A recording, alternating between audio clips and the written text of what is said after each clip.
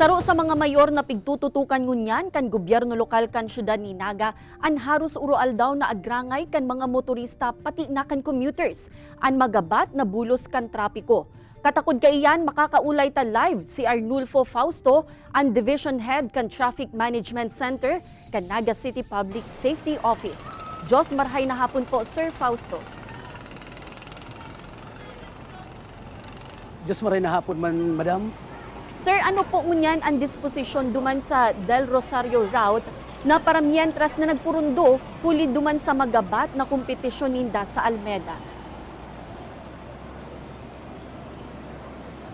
Ang ginigimo mo ngunyan, madam, ang padago sa pakikipag-ulay duman sa 10 tinauan ng special permit, ang Del Rosario diversion.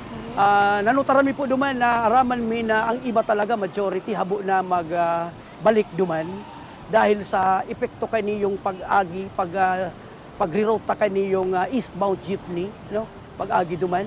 And talagang sabi ko si kahagadan ninda na magkaigwan ning loading and unloading duman sa may part kang Robinson, pigtawan naman po duman kaya nang talagang dahil ninda talaga kaya na magtinir duman ta daog na marisinda katong nag-aaging mga jeepney duman.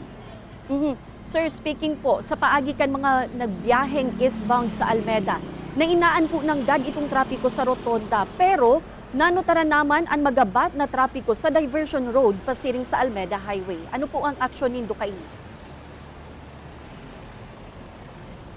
Iyo po, nahilingin man yung bagay na iyan. And ang ginibumi po kaya, naglaag kami duman ng permanenteng traffic enforcer. And may PNP man kita duman.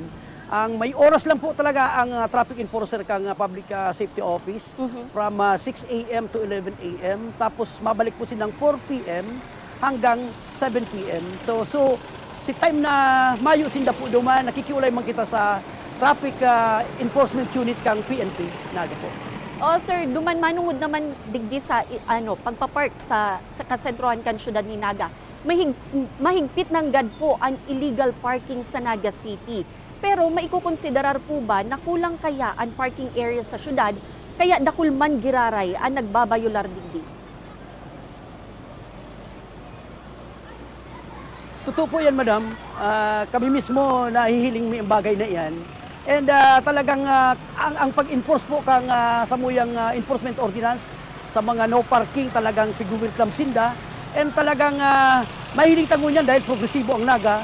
Grabe pong bihikulo na po ito. Sa mga motorsiklo lang, grabe na po ang talagang nagagamit kang tinampukan Naga.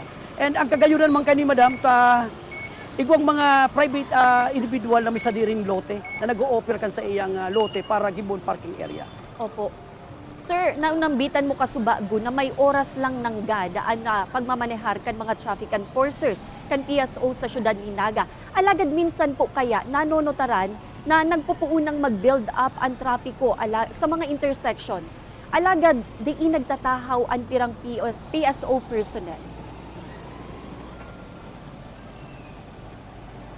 Ma'am, sa totoo lang, ang guidance sa muya kasamong director na si Sir Rigomba, talagang iyan po, mahigpit na talagang abo niya kayan, bagay na yan, na talagang pag ika nagtindog sa tinampo, magman ka kan traffic.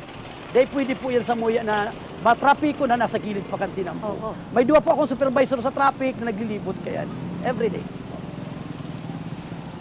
Alright, Jos Mabalos po, Arnulfo Fausto, kan Naga City Public Safety Office.